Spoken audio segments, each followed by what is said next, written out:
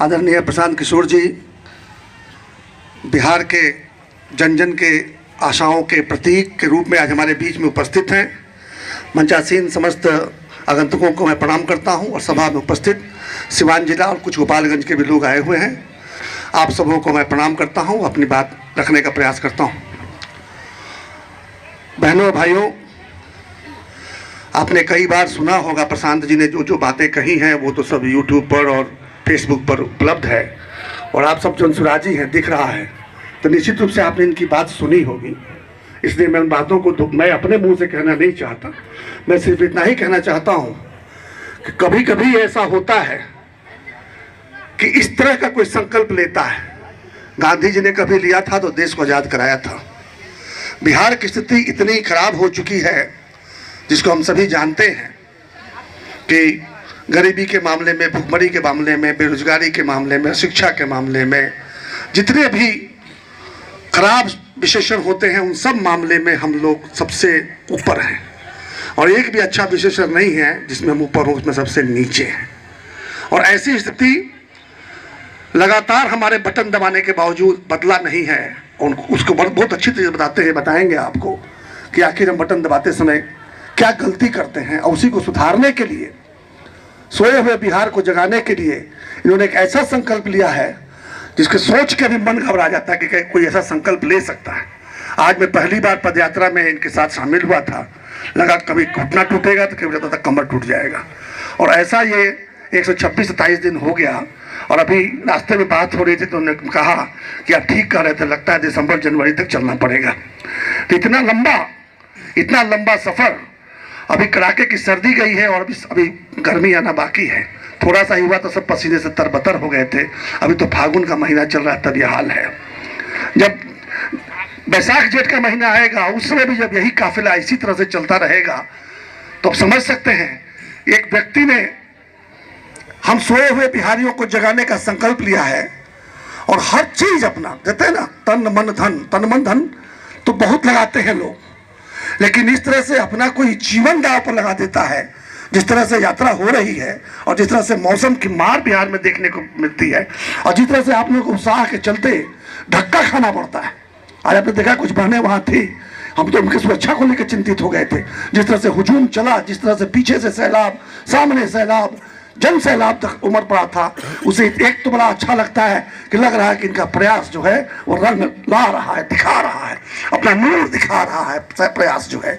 लेकिन साथ में ये भी है कि डर लगता है कि इस तरह से रोज करना है और वो जगह से धक्का पड़ेगा, ईश्वर न करे कहीं कहीं चोट लग गई तो ये जो काफिला रुकेगा तो बिहार के लिए बड़ा खराब होगा। इसलिए मेरी ईश्वर से प्रार्थना है कि हे ईश्वर, इनको इतने साहस और शक्ति दें कि एकदम जिस तरह से अभी तक चलते आए हैं इसी प्रकार से चलते रहे, क्योंकि उन्होंने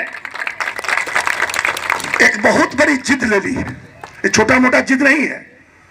पता नहीं शायर का नाम तो याद नहीं है, शेर मैं ज्यादा जानता नहीं हूं, लेकिन एक शेर का मैं बड़ा ही कायल हूं। वो है फलक की जिद है, फलक की जिद है जहां बिजलियां गिराने की, मेरी भी जिद है वही आसियां बनाने की। ऐसा संकल्प लेकर प्रशांत जी हम बिहारियों के लिए एक जिद पकड़े हैं कि बिहार को देश के अग्रणी राज्यों में कम से कम 1 से 10 के नंबर के अंदर बिहार को लाने का काम करेंगे।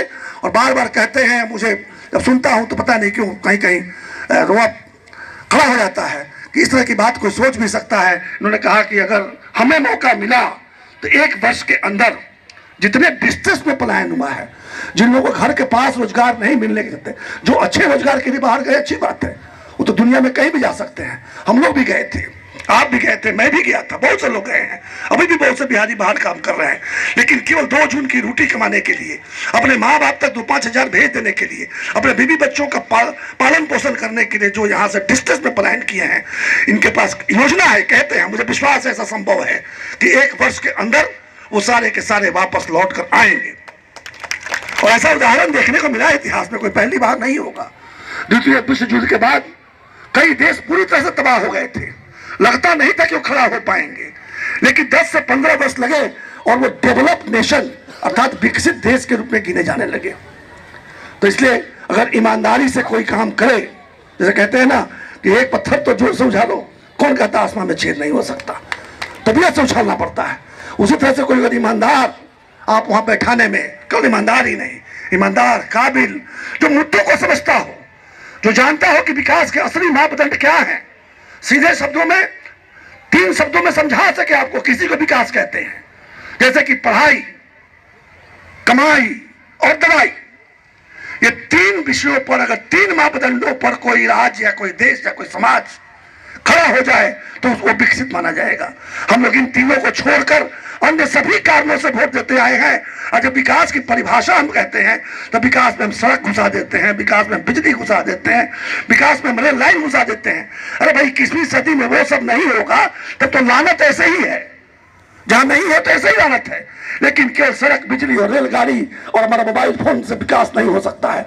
विकास के लिए हमारे बच्चों के लिए world class education, world class शिक्षा घर के पास होनी चाहिए, और जब वो बड़े हों, सीख कर बड़े हों, बेसीखे नहीं। आज हमने बच्चों को सिर्फ तीन ही मकाम छोड़ रखा उनके लिए, क्योंकि शिक्षा नहीं देते, उन्हें प्रशिक्षित नहीं करते। तो जब वो बड़े होते हैं तो या तो वो आवारा बन जाते हैं, क्योंकि सारी व्यवस्था की हुई है। देखिएगा हर मोरचट्टी पर डिस्को हो रहा है, हर मोरचट्टी पर जो है लेकिन ऑर्केस्ट्रा की पार्टियां बन जाए, या फिर अगर ज्यादा काबिल निकला तो अपराधी बन जाए। और कहीं बहुत लायक बच्चा निकला तो चूंकि कुछ सीखा नहीं रहेगा तो दूसरे राज्यों में जाकर मजदूरी करे ताकि 5-7 हजार रुपया घर पे भेज सके। इस मामले को, इसको अगर उलटना है तो हमारी सोच को सबसे पहले बदलना पड़ेगा।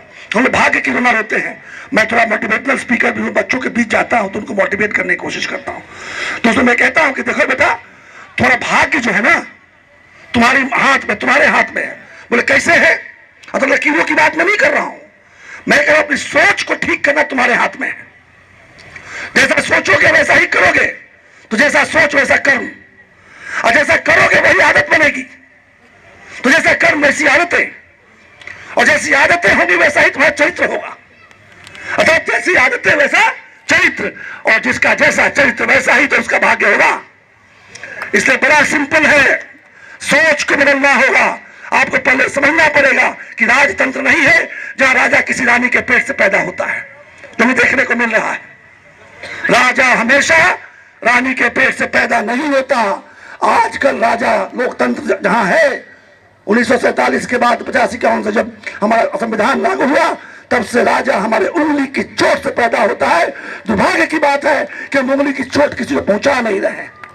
एक ही आदमी को बार बार जिता रहे हैं, एक ही पार्टी को बार बार जिता रहे हैं, एक ही राजा को बार बार राजा बना रहे हैं, और हमारा भाग्य दिन पर दिन खराब होते जा रहा है क्योंकि हम अपनी सोच को नहीं सुधार रहे हैं। उसी सोच को बदलने का काम जो बता रहा था, जिद की बात मैं कह रहा हूं, यही चीज लेकर हमारे बीच प्रशांत किशोर जी आए हैं। मैं अब ज्यादा आपके और उनके बीच नहीं रहूंगा। मैंने जो बातें कहनी थी चंद शब्दों में प्रयास किया है। आप इस पर गुनिए जरूर और उनको सुनिए, समझिए, और घर में जाकर इस बात पर सोचिए, और अगर अच्छा लगे तो अभी से गांधी जी की तरह आप लाठी उठा के आगे बढ़ जाइए, और एक एक आदमी को 100-100 आदमी को जगाएगा, और 100-100 आदमी को जगाएगा तो कोई कारण नहीं कि बिहार को हम लोग आने वाले वर्षों में पूरी तरह से बदल नहीं देंगे। और जिसका सपना उन्होंने देखा है, जिसकी जिद इन्होंने पाल रखी है, वो जिद हम पूरा करने में सफल नहीं होंगे।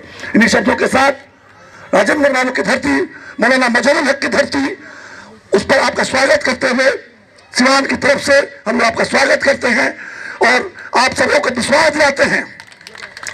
मैं बहुत दिनों से राजनीति में हूं, लेकिन मैं बिल्कुल निराश हो चुका था। मुझे लगता था कुछ हो नहीं सकता, कुछ करने का अवसर नहीं मिल सकता अच्छे लोगों को।